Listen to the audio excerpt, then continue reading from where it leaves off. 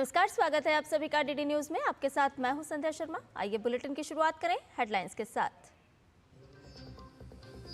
प्रधानमंत्री नरेंद्र मोदी ने कृषि और ग्रामीण समृद्धि पर पोस्ट बजट वेबिनार को किया संबोधित। कहा, इस बजट में नीतियों में निरंतरता के साथ ही विकसित भारत के विजन का भी दर्शन।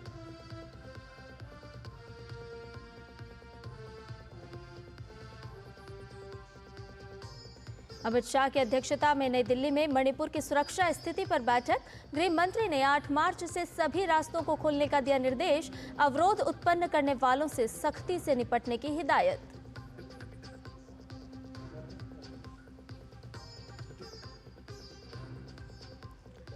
रेल मंत्री अश्विनी वैष्णव ने अहमदाबाद में राष्ट्रीय हाई स्पीड रेल परियोजना का किया निरीक्षण। कहा, 360 किलोमीटर का काम लगभग पूरा हुआ, बाकी काम तेज गति से जारी।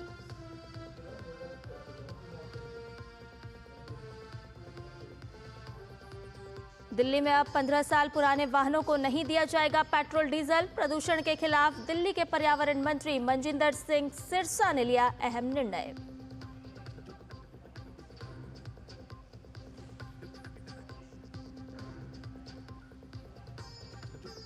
और उत्तराखंड के चमोली में हिमस्खलन में फंसे 55 में से 50 मजदूरों को निकाला गया, 4 की मौत, 5 अब भी फंसे। तलाशी अभियान जारी। मुख्यमंत्री पुष्कर सिंह धामी ने की समीक्षा बैठक। और आइए अब इन सभी खबरों को जानते हैं विस्तार से। प्रधानमंत्री नरेंद्र मोदी ने वीडियो कॉन्फ्रेंसिंग के माध्यम से कृषि और ग्रामीण समृद्धि इस विषय पर बजट उपरांत वेबिनार को संबोधित किया। प्रधानमंत्री नरेंद्र मोदी ने कहा कि हमने बजट में पीएम धन धान्य कृषि योजना का ऐलान किया है। इसके तहत देश के 100 सबसे कम कृषि उत्पादकता वाले जिलों पर फोकस किया गया है। हमें देश के एग्रीकल्चर पोटेंशियल का पूरा इस्तेमाल करके और भी बड़े टारगेट तय पाने तक पहुंचना है। इसी दिशा में हमने बजट में पीएम धन धान्य कृषि योजना का ऐलान किया है। ये मेरे लिए अत्यंत महत्वपूर्ण योजना है। इसके तहत देश के 100 सबसे कम कृषि उत्पादकता वाले जिले, लो प्रोडक्टिविटी वाले जिलों के विकास पर फोकस किया जाएगा। आप सबने विकास के कई पैरामीटर पर एस्पिरेशनल डिस्ट्रिक्ट कार्यक्रम से मिले नतीजों को देखा है। इन जिलों को कोलैबोरेशन, गवर्नेंस और हेल्दी कंपटीशन का और कन्वर्जेंस का बहुत फायदा मिल रहा है। मैं चाहूंगा कि आप सभी ऐसे जिलों से मिले परिणामों का अध्ययन करें और उसकी लर्निंग से सीखते हुए पीएम धन धान्य कृषि योजना को इन 100 जिलों में बहुत तेज गति से आगे बढ़ाएं। इससे इन 100 जिलों में किसानों की आय बढ़ाने में मदद मिलेगी। प्रधानमंत्री ने कहा कि सरकार ग्रामीण अर्थव्यवस्था को समृद्ध बनाने के लिए प्रतिबद्ध है। उन्होंने कहा कि पीएम आवास योजना ग्रामीण के तहत करोड़ों गरीबों को घर दिया जा रहा है। स्वामित्व योजना से संपत्ति मालिकों को संपत्ति का अधिकार मिला है। हमारी सरकार ग्रामीण अर्थव्यवस्था को समृद्ध बनाने के लिए प्रतिबद्ध है। पीएम आवास योजना ग्रामीण, इसके तहत करोड़ों गरीबों को घर दिया जा रहा है। स्वामित्व योजना से संपत्ति मालिकों को रिकॉर्ड ऑफ राइट्स मिला है। हमने सेल्फ हेल्प ग्रुप की आर्थिक ताकत बढ़ाई है, उनको मदद बढ़ाई है। प्रधानमंत्री ग्राम सड़क योजना से छोटे किसानों और कारोबारियों को फायदा हुआ है। हमने 3 करोड़ लखपति दीदी बनाने का लक्ष्य रखा है। हमारे प्रयासों से 1.25 करोड़ से ज्यादा बहनें लखपति दीदी बन चुकी है। इस बजट में ग्रामीण समृद्धि और विकास के कार्यक्रमों के ऐलान से रोजगार के अनेक नए अवसरों की संभावना बनी है। स्किलिंग और टेक्नोलॉजी में निवेश से नए मौके बन रहे हैं। आप सभी इन विषयों पर जरूर चर्चा करें कि कैसे अभी चल रही योजनाओं को और प्रभावी बनाया जाए। केंद्रीय गृह मंत्री अमित शाह ने नई दिल्ली में मणिपुर की सुरक्षा स्थिति पर एक उच्च स्तरीय समीक्षा बैठक की अध्यक्षता की। इस बैठक में अमित शाह ने 8 मार्च 2025 से मणिपुर के सभी रास्तों पर जनता की मुक्त आवाजाही सुनिश्चित करने के निर्देश दिए। साथ ही रास्ते में अवरोध उत्पन्न करने वालों के खिलाफ कठोर कार्रवाई करने की भी बात कही। गुजरात की पहली बुलेट ट्रेन परियोजना को लेकर रेल मंत्री अश्विनी वैष्णव ने बड़ा अपडेट साझा किया है। शनिवार को गुजरात पहुंचे रेलवे मंत्री ने अहमदाबाद रेलवे स्टेशन का रीडेवलपमेंट कार्य का निरीक्षण करने के बाद कहा कि अहमदाबाद मुंबई बुलेट ट्रेन परियोजना के 360 किलोमीटर का काम पूरा हो चुका है। उन्होंने कहा कि बुलेट ट्रेन का महाराष्ट्र खंड अच्छी तरह से आगे बढ़ रहा है, जिसमें लगभग 2 किलोमीटर की समुद्र के नीचे सुरंग तैयार है। बुलेट ट्रेन का बहुत अच्छी प्रोग्रेस है। 360 किलोमीटर के आसपास काम बहुत अच्छा प्रोग्रेस होके वायाडक्ट के लेवल पे आ गया है और ट्रैक स्लैब पड़ रही है।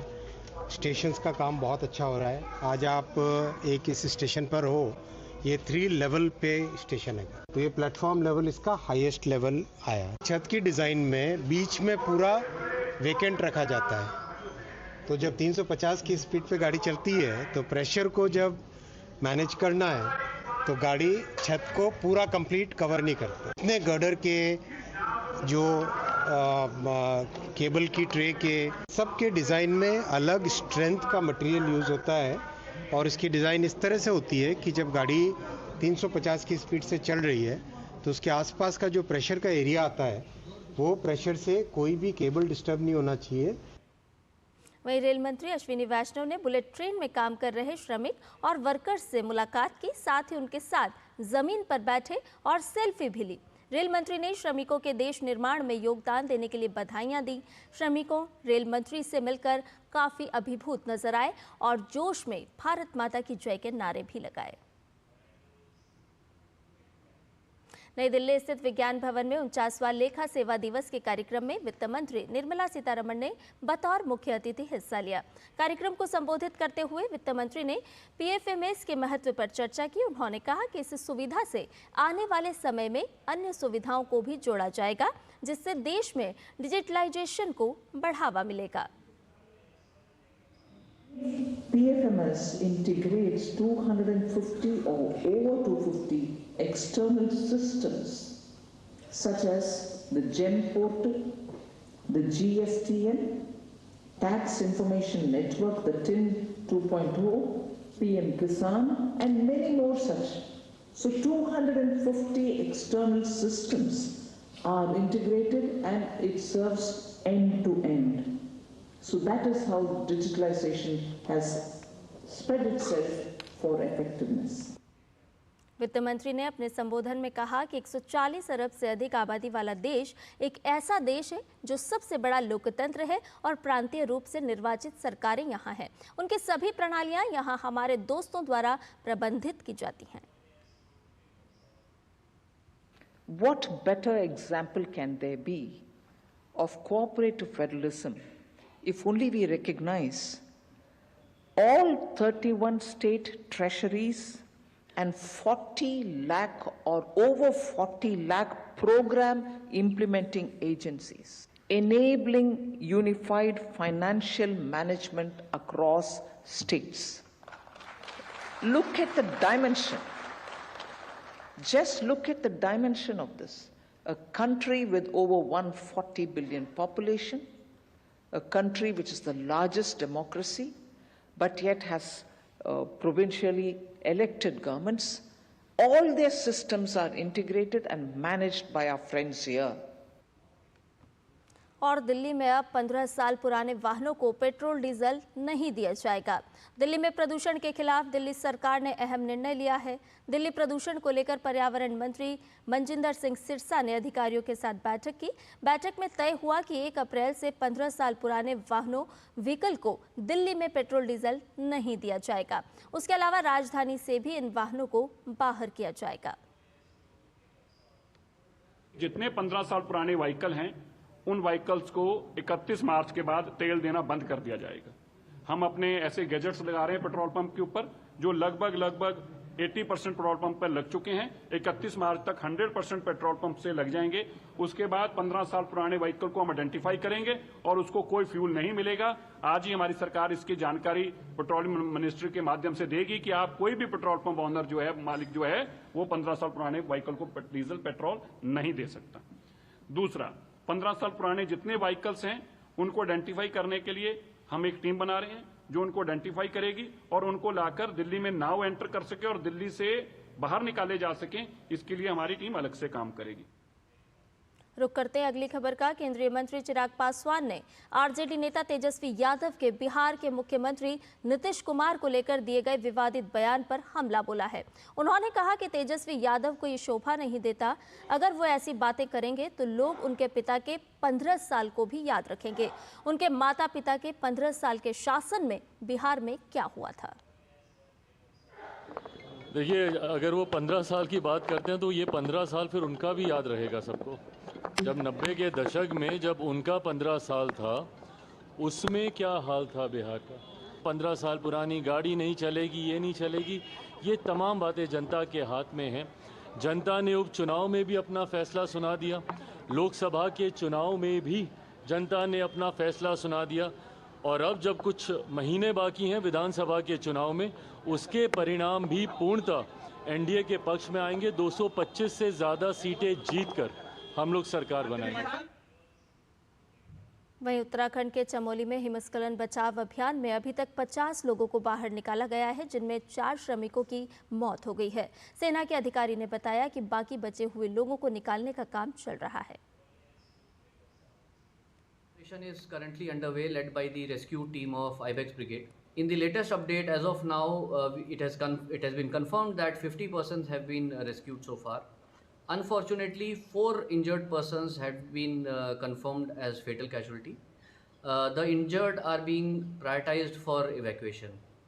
Also, in the search operation led by the army is underway to save the balance 5 missing persons.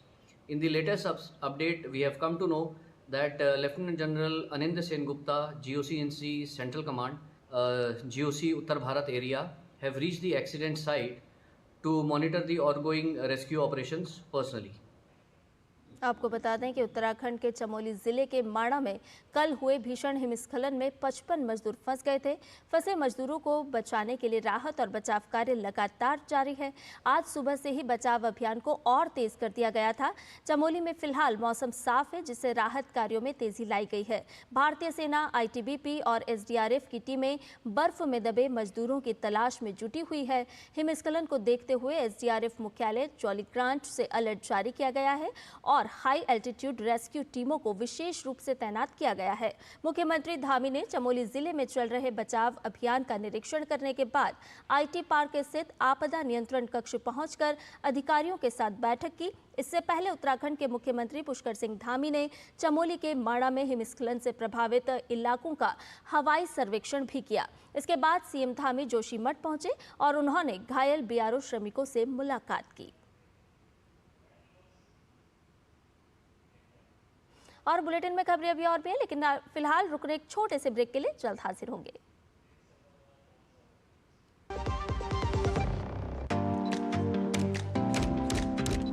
Oh lovely, well done. अब होगा बड़ा स्टूडियो, नया कैमरा, नई लाइट्स। लगे हाथ नई कार भी ले लो उसी लोन से। नो, लोन लिए गए काम में ही लगाओ, समय से ईएमआई चुकाओ, क्रेडिट स्कोर बढ़ाओ और अगला लोन आसानी से पाओ। कार नहीं तो मेरी फोटो तो ले लो। आप कौन?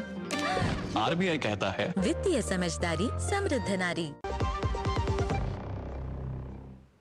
और ब्रेक के बाद समाचार में आपका एक बार फिर से स्वागत है।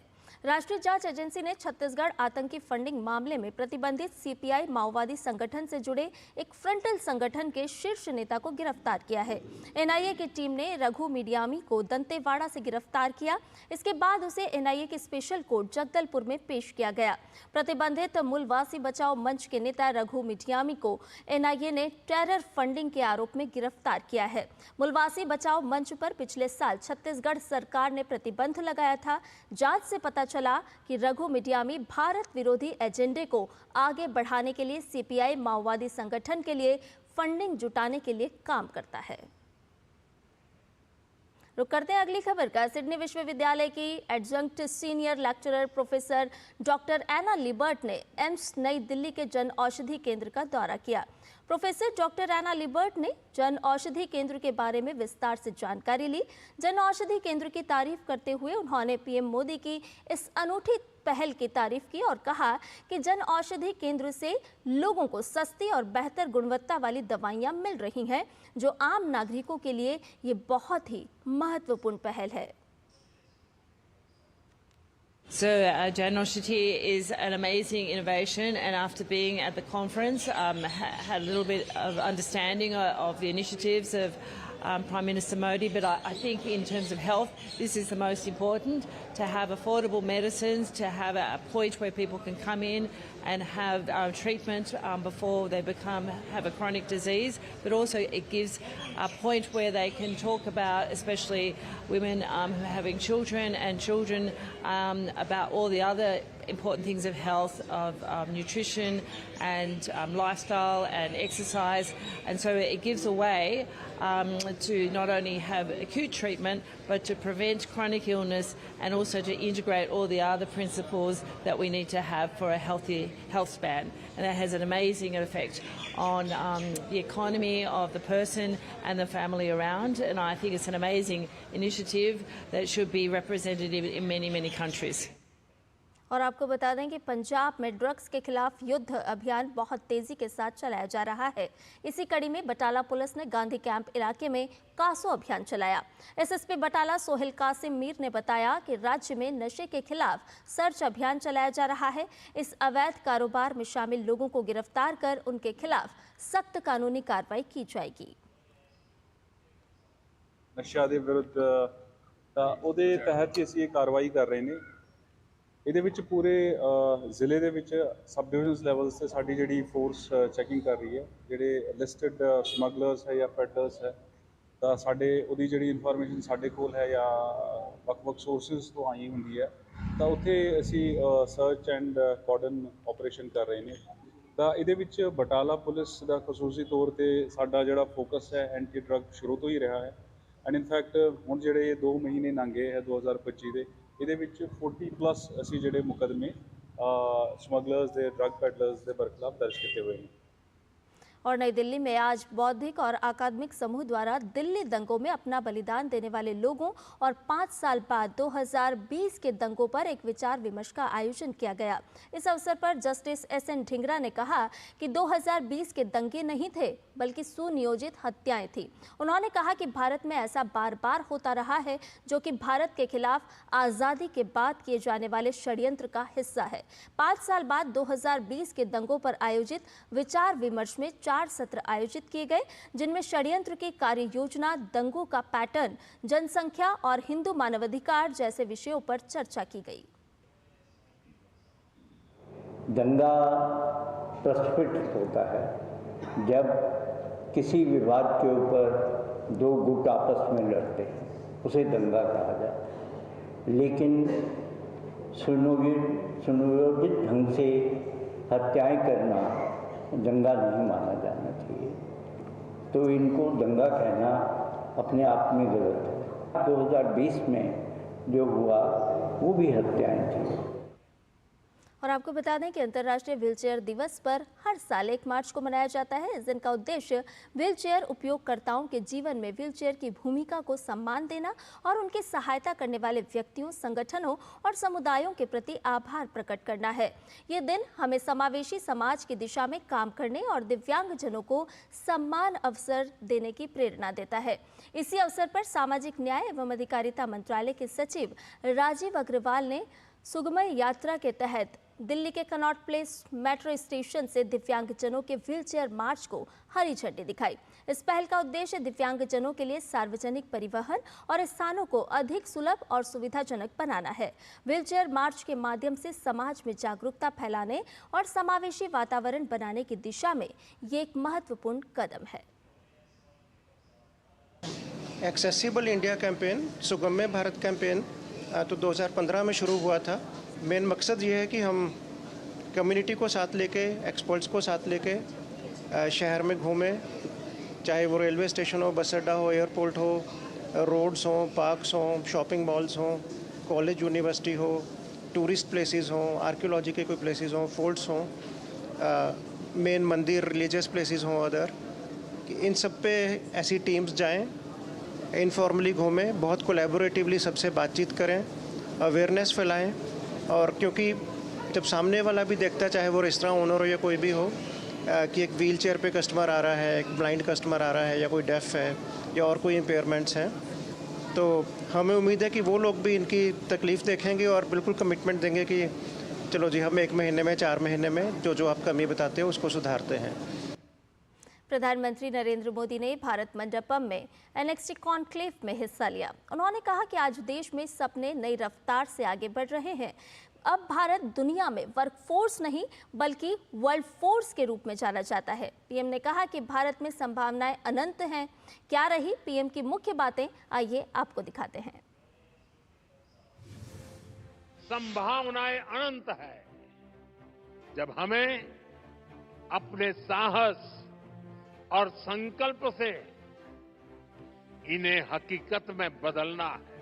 भारत का परचम हर वैश्विक मंच पर लहराए, यही हमारी आकांक्षा, यही हमारी दिशा है।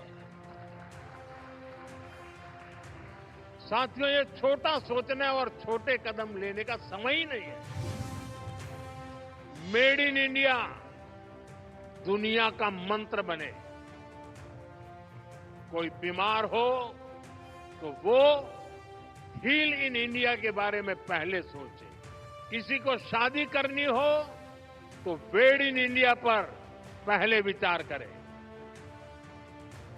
किसी को घूमना फिरना हो तो लिस्ट में सबसे ऊपर भारत को रखें। कोई कॉन्फ्रेंस करना चाहे, एग्जीबिशन लगाना चाहे तो सबसे पहले भारत आए। कोई कंसर्ट कराना चाहे तो सबसे पहले भारत को चुने। ये ताकत, ये पॉजिटिव एटीट्यूड हमें खुद में पैदा करना है। दशकों तक दुनिया भारत को अपना बैक ऑफिस कहती थी, लेकिन आज Bharat new factory of the world बन रहा है। हम सिर्फ वर्कफोर्स नहीं, वर्ल्ड फोर्स बन रहे हैं। कभी हम जिन चीजों का इंपोर्ट करते थे, आज देश उनका इमर्जिंग एक्सपोर्ट हब बन रहा है।